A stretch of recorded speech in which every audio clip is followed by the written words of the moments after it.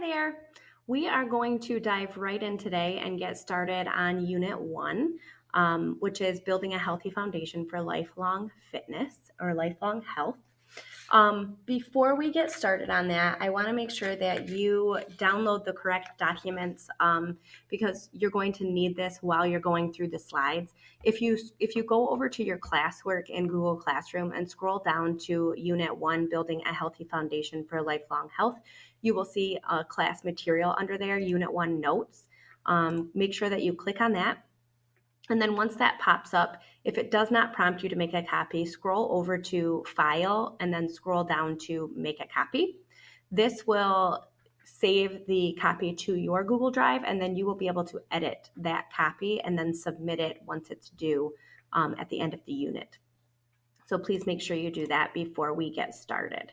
As you go through the Google Slides, you will be asked to fill in what's missing. And this will not only be counted as a grade, but it will also help you in studying for exams and different assessments. So please make sure that you are doing that. All right, so we're going to dive right in and start with our first unit, building a healthy foundation for lifelong health. So the question that you had today is, what is health? That was your 4-week sheet question. So just kind of reflecting on that, try to reflect on that or think about your answer to that question as we go through the next couple slides. There are 2 factors that are used to evaluate health. Those are life expectancy, which are the number of years a person can expect to live, and quality of life. So this is the degree of overall satisfaction. And when we talk about health in general, we're not just talking about physical health or mental health. It's a combination of physical, mental, emotional, and social well-being. There are 3 aspects to health. The first aspect is physical health, and this refers to how well your body functions. So the physical function anatomy of the body. In this category, there are 6 different subcategories, if you will. One of them is diet and nutrition. One is exercise. Another one is hygiene. So how well are you taking care of your physical body? Sleep, are you getting enough sleep or the recommended amount of sleep to make you healthy? And then regular medical checkups. Are you going to those yearly annual exams, physical annual exams? Are you going to the dentist every 6 months? Those regular checkups are also encompassed in physical health. Some physical benefits of physical activity for you guys. The physical activity benefits all aspects of your health, not just your physical or your physique, but it also benefits your mental, emotional, and social health as well. It is recommended that teenagers, so people your age, between the age of 13 to 18, receive 60 minutes of physical activity every day. And this could be any type of physical activity. It doesn't have to be strenuous. It could be going for a walk or going for a bike ride. It could be a combination of multiple things. If you walked to school and you walked home, or you rode your bike to school and home, and then you played basketball with friends after school. The cardiovascular system, so some benefits that we see in the cardiovascular system with regular physical activity are that it strengthens your heart muscle, so it can more effectively pump blood through the body to the different organs, and it also reduces blood pressure and lowers the levels of artery clogging cholesterol. For the respiratory system, regular physical activity, it helps your lungs begin to work more effectively. They pull in larger amounts of air and increase the amount of oxygen that's delivered to your body. As a result of this, you can actually do more activities more easily, such as running without becoming short of breath or tiring as fast. And then for the musculoskeletal system, physical activity strengthens your muscles and your bones. So this over time actually helps reduce your risk of developing frail or fragile bones, as well as decreases your risk of falling as you age, because strengthening your bones and muscles improves your balance and coordination, which is what helps you not fall as you age.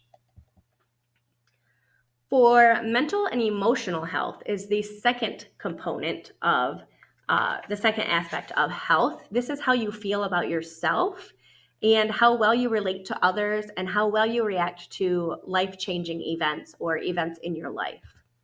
So this encompasses your mind, and it means your mind is alert and you can learn from your mistakes. You're recognizing your achievements. You're able to express feelings in a healthy way, and you're able to cope with problems as they arise.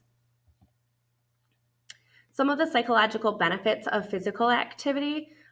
So being physically active maintains your physical health and also has a positive effect on your mental and emotional health as well.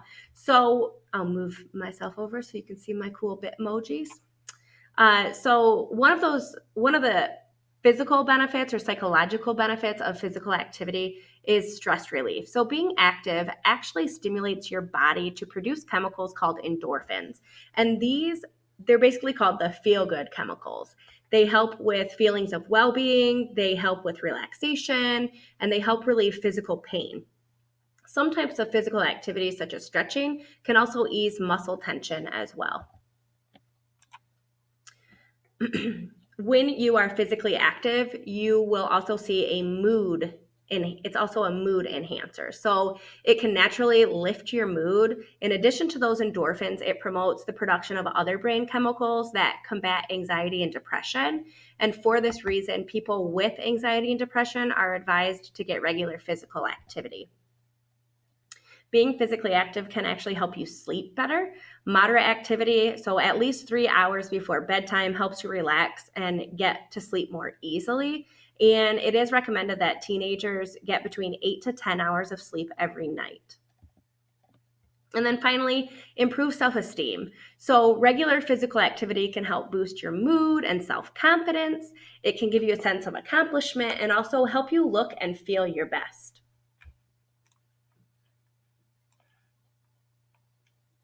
The third aspect of health is social health. So this is how well you get along with others. It's the ability to make and keep friends, to work and play cooperatively or work in groups with people, and to give and accept help, as well as being able to communicate your needs in a non-aggressive fashion. So, social benefits that come from physical activity. When you're physically active, it's a great way to make new friends and spend time with the friends that you already have. Being active with a friend can actually help motivate you and help you stick to your fitness goals. I know for me, I usually try to partner up with a friend if we're going to go running, and then she helps me stay accountable and I help her stay accountable. We don't want to break the running date, so we both make sure that we're there on time, that we're ready to run. And even through Fitbit, I always have my Fitbit on. So through the Fitbit app, I'm always involved or constantly involved in the work week hustle challenges, where you are helping to hold your friends accountable. And it's kind of fun because it's like a little competition or a race to see who can get the most steps every day. And physical activity can help build and refine cooperation and teamwork skills. So these are some of the skills that you're going to use throughout your lifetime. Even if you're one of those people that prefers to work on individual projects, there will be a time in your life where you do have to work with other people. And being physically active and working in groups can help you refine those skills. All right, so the next thing I have planned for you guys is you are going to basically fill out the next portion of the notes. So it says, let's find out what other health benefits come with regular physical activity. So if you were in the classroom, I would have you grab a partner, but you are at home. So you're going to scroll over and click this link.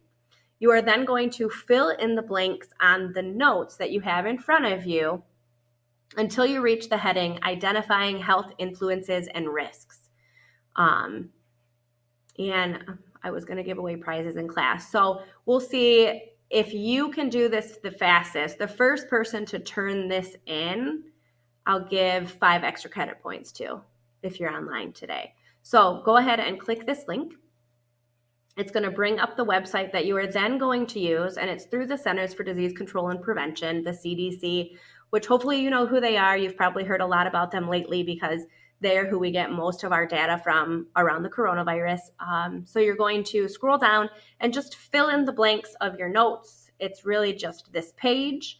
And then once you're done with that, go ahead and move on to the next task on your HyperDoc.